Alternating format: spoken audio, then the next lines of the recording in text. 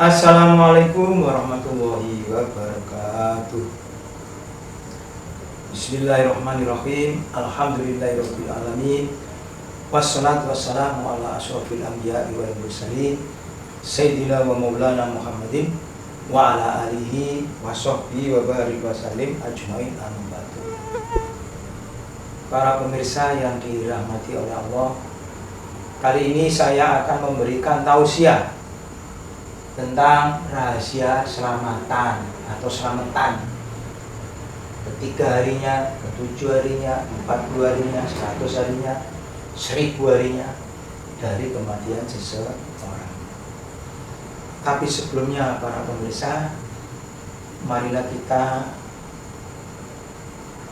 memanjatkan puja dan puji syukur kehadirat Allah SWT atas segala nikmat yang telah diberikan pada kita semuanya, sehingga kita masih diberi oleh Allah kenikmatan iman, senantiasa percaya kepada Allah, diberikan kenikmatan Islam, senantiasa beribadah kepada Allah, diberikan kenikmatan ihsan, senantiasa berbuat baik.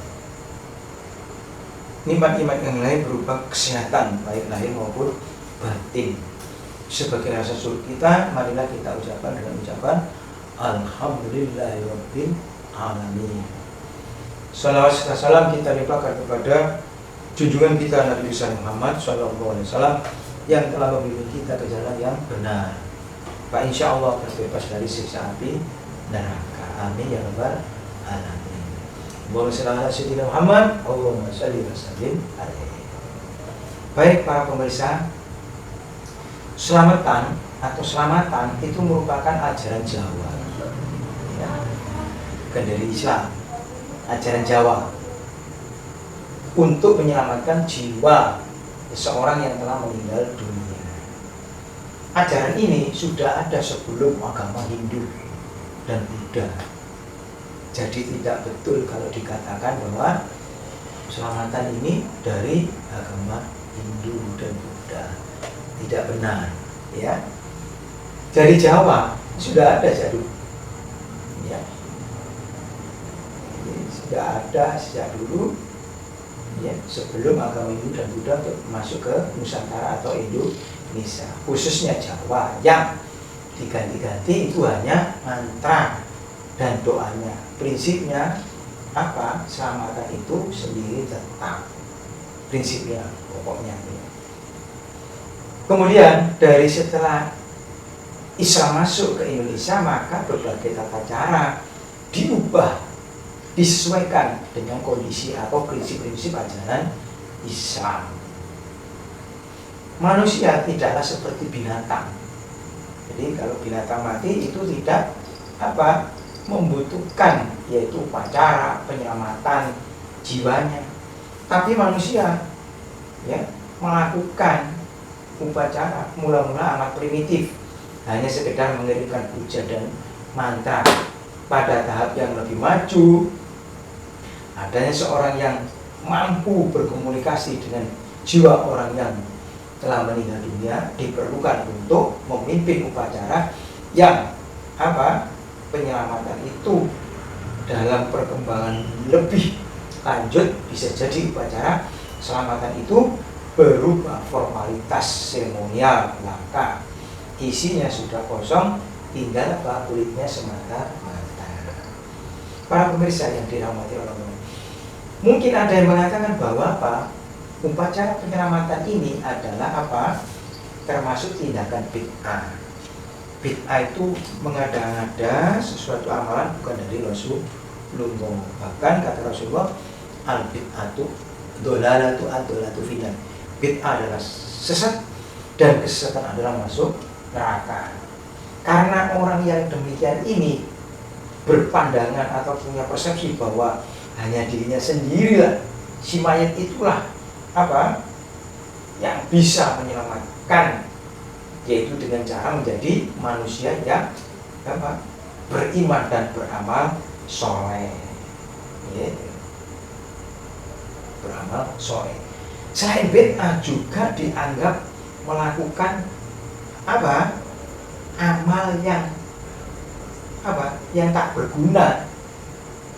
Bahkan selamatan itu dipandang menjerumuskan pelakunya masuk neraka. Berbuat bid'ah dianggap sesat, membawa ke neraka. Ini saya ulang-ulang ya. Para pemirsa yang dirahmati oleh Allah, memang benar untuk mencapai kesadaran, memperoleh pencerahan hidup, atau untuk penyempurnaan diri, semua itu tergantung ya Pak, pada perjuangan diri sendiri itu. Sama dengan orang yang ingin menjadi pintar, tentu dirinya sendiri yang bisa meraihnya. Tapi jangan lupa ya, jangan lupa bahwa guru atau orang lain itu berfungsi untuk membantu seseorang yang hendak membantu untuk menemukan jalan hidupnya. Sama seperti orang yang hendak melahirkan. Coba ada orang melahirkan secara normal tanpa bidan atau dukun beranak pun orang itu bisa melahirkan anaknya ya, bisa jika sudah waktunya. Tetapi kenyataannya yang dialaminya tidak 100% mulus atau berjalan normal. Ada orang yang kesulitan dalam melahirkan ya, ada orang yang sampai berhari-hari menangis kesakitan karena tidak dapat melahirkan. Akhirnya dibantu oleh dokter dengan bedah sisa untuk ditolong. Ya, jadi ditolong. Fungsinya itu selamat itu ditolong orang itu. Bisa. Ya, ini. Apakah dalam ajaran Islam tidak ada upacara penyelamatan jiwa orang yang mati? Apakah jiwa orang yang telah meninggal itu tidak dapat ditolong oleh orang yang hidup untuk memperoleh keselamatan hidupnya di alam akhirat?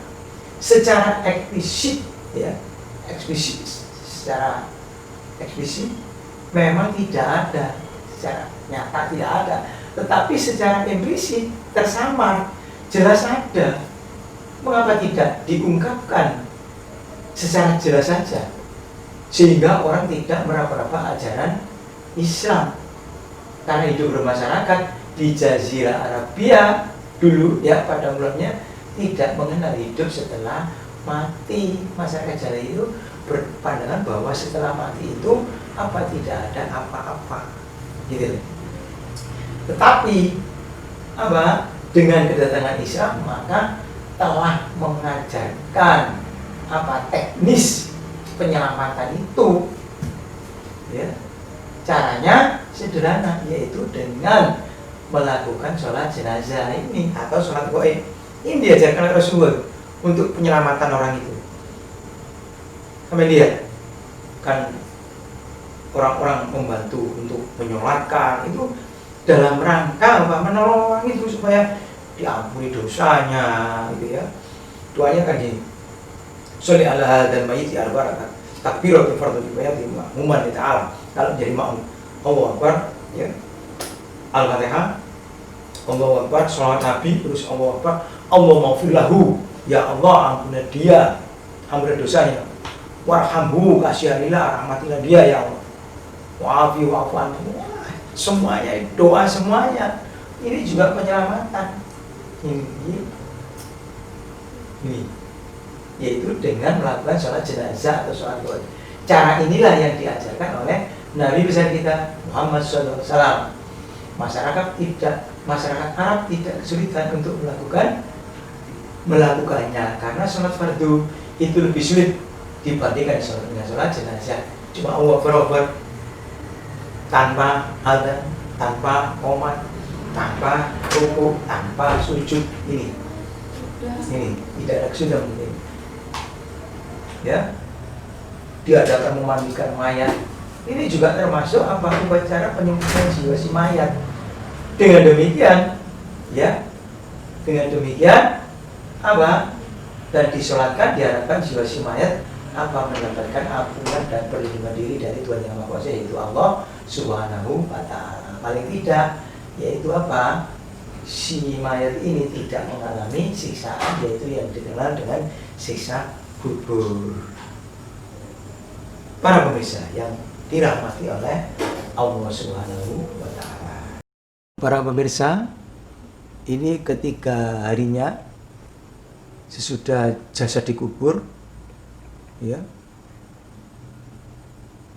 wujud jasad setelah hari ketiga baru membengkak, ya, itu. Ini.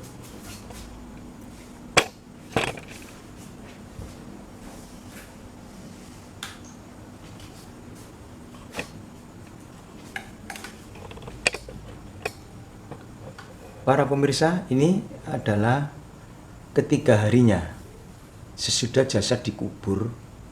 Wujud jasad setelah hari ketiga baru membengkak. Ini istilahnya bengkak itu abu, belum ada yang hilang.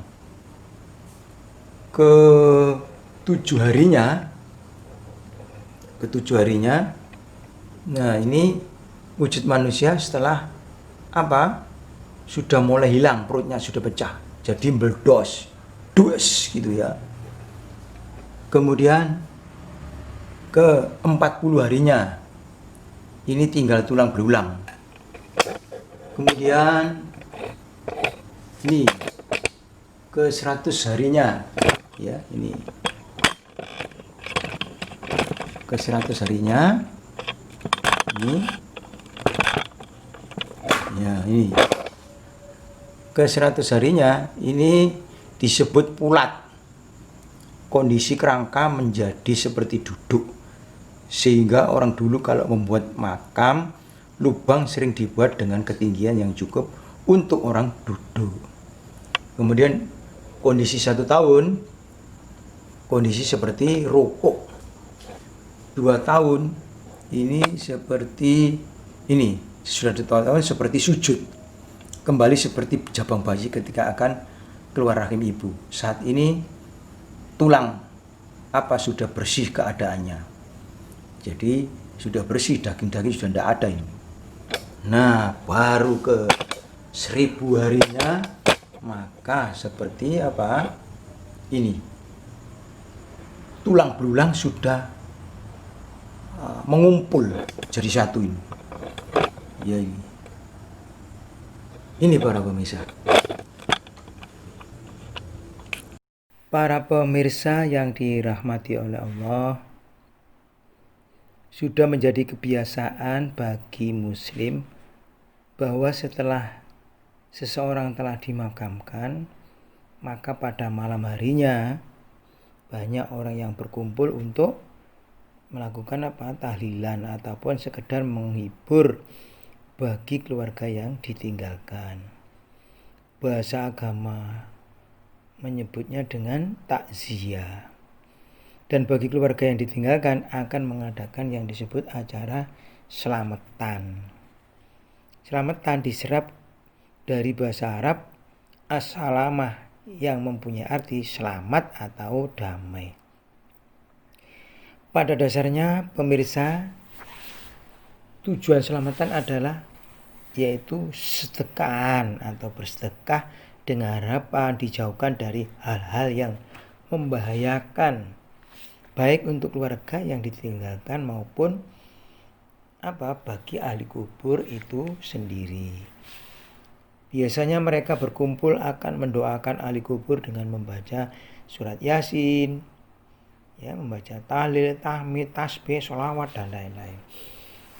Pada daerah tertentu seperti Jawa khususnya dan sekitarnya, yasinan dan tahlilan dilaksanakan sampai 3 harinya, 7 harinya, bahkan sampai 1000 harinya. Pada 3 hari pertama biasanya warga yang selamatan diberi berkat atau makanan beserta lauk pauknya yang biasanya ditempatkan di daun jati atau bakul kecil. Namun pada masa kekinian modelnya sudah dirubah. Bukan lagi makanan matang, melainkan bahan-bahan pokok makanan yang masih mentah. Begitu pula ketika pada waktu 7 hari, maka yang selamatan mendapat berkah, namun porsinya lebih banyak dari sebelumnya. Pelaksanaan selamatan biasanya berlanjut sampai pada hari ke-40 atau matang puluh dalam bahasa Jawa. Pada hari ke-100 atau nyatus, pada hari peringatan genap tahun pertama, mendak pisan. Pada peringatan genap tahun kedua, mendak pindho. Pada peringatan genap tahun ketiga, mendak ping telu. Atau selamatan terakhir yang menandai telah 1000 hari. Biasanya dengan disertai ritual untuk mengganti batu nisan. Para pemirsa yang dirahmati oleh Allah, banyak ahli sejarah yang mengaitkan pelaksanaan selamatan peringatan tersebut dengan proses pembusukan tubuh yang mati sebelum pada akhirnya melebur dengan tanah. Dalam kondisi normal, proses peleburan jasad manusia berlangsung dalam 7 tahap. Apa rahasia dibalik selamatan 37? 3 harinya, 7 harinya, 40 harinya, 100 harinya, sampai 1000 harinya setelah meninggal dunia adalah sebagai berikut. Tahap pertama adalah 3 hari setelah jasad dimakamkan, ketika diyakini jasad mulai membengkak. Nah ini. Tahap kedua adalah hari ke-7 ketika pembengkakan menuju puncaknya dan akhirnya meletus. Ya, itu ya, meletus. Terutama di perut ini. Nah, pembengkakan menuju puncaknya yang akhirnya meletus. Setelah itu daging hancur dimakan oleh binatang, apa itu set dan lain-lain, terurai dan kemudian membusuk. Setelah 40 hari yang tahap ketiga, proses pembusukan ini diikuti yaitu dengan pergerakan tubuh secara perlahan-lahan namun pasti. Kepala perlahan mulai tegak seperti halnya lutut. Sementara pada hari ke-100 yang menjadi tahap keempat, tubuh membusuk. Yang membusuk itu berubah menjadi seperti duduk tegak dengan lutut tertekuk ke atas. Pada tahap kelima atau setahun setelah kematian, lambat laun kepala akan mencapai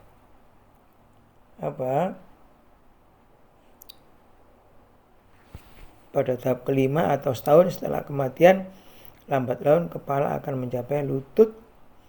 Setahun kemudian, tahap ke-6, setelah semua daging sudah hancur, tak tersisa, kaki jenazah akan tertekuk sampai ke bawah pantat, sedangkan kepala menyatu dengan lutut.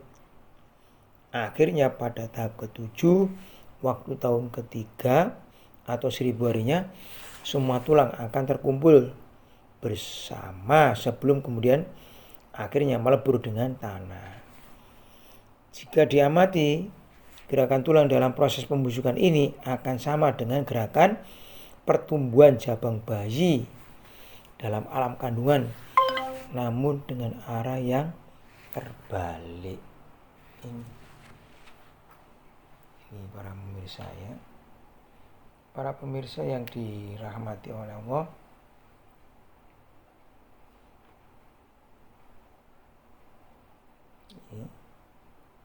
proses ini mengandung arti mistis sehingga dalam setiap proses layak untuk diperhatikan, dan atas alasan inilah mengapa selamatan itu perlu dilaksanakan. Nah, begitulah rahasia di balik selamatan setelah orang meninggal. Kiranya adat para leluhur kita yang sangat kaya akan ilmu pengetahuan yang jauh melampaui akal pemikiran orang zaman modern, semua dilandasi oleh ilmu ilahiyah yang sangat jarang dimiliki manusia pada umumnya. Jadi bersyukurlah dan jangan malu untuk tetap melestarikan ajaran leluhur. Semoga tradisi atau adat tradisi budaya Jawa akan tetap terjaga dan selalu dilestarikan. Demikian para pemirsa, semoga bermanfaat. Maslaha fid dini wa dunya wal akhirah. Mohon bantuannya subscribe.